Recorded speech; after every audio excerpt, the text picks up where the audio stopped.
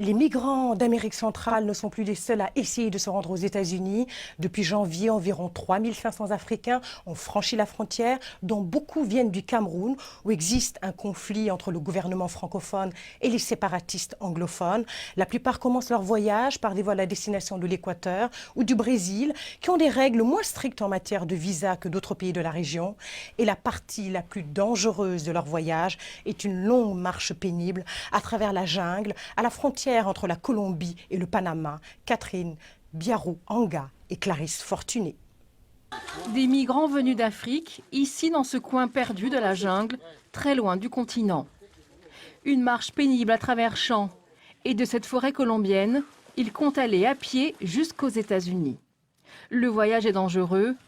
Ils courent le risque de tomber sur des bandits armés et sur des animaux sauvages. Et malgré ces risques, certains parents ont amené leurs enfants. La plupart des migrants que nous avons rencontrés viennent du Cameroun, où une insurrection dans la partie anglophone a provoqué le déplacement de plus d'un demi-million de personnes. Non, je n'ai aucun regret, car j'espère arriver à destination dans un endroit où je serai libre, où je ne serai pas persécuté par l'armée pour une cause injuste. Je ne regrette pas. Rester chez moi, c'est risquer la mort.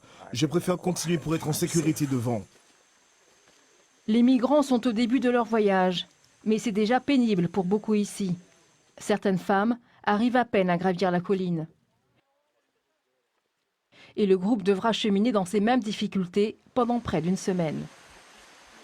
Pour le voyage, ils emportent tout ce qu'ils peuvent, de l'eau, des tentes et de la nourriture. Mais ces provisions suffiront à peine. Après une semaine de trajet dans la jungle, les voici enfin arrivés dans ce camp au Panama. Ils sont fatigués et traumatisés. Certains de leurs compagnons au départ ont péri en cours de route. Il y a aussi des gens qui étaient en train de marcher, alors pour monter la montagne, il ne parvenait plus.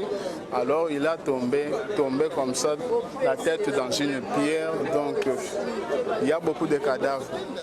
3 générations de la famille de Rose Cabella sont présentes ici, dans cette traversée de la jungle.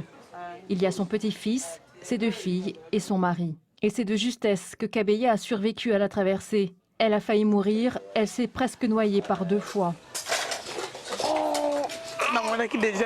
Je me voyais mourir. J'étais désespérée. J'attendais seulement que Dieu me sauve, parce que je savais que j'allais mourir. J'avais perdu espoir. Je ne conseillerais jamais à quiconque d'emprunter ce chemin. Jamais. C'est risquer sa vie. Ici, il n'y a pas que des Africains. Il y a aussi des Pakistanais, des Indiens, des Haïtiens et des Cubains.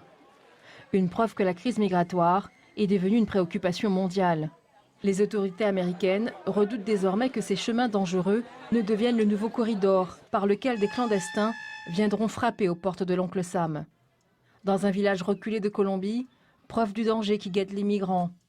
19 tombes, marquées chacune d'un simple numéro, et les victimes, des Africains noyés lors de la traversée d'une rivière en bateau. L'ampleur de la tragédie dans la jungle pourrait être plus grande. Personne ne saurait dire au juste combien de clandestins ont déjà péri dans la forêt.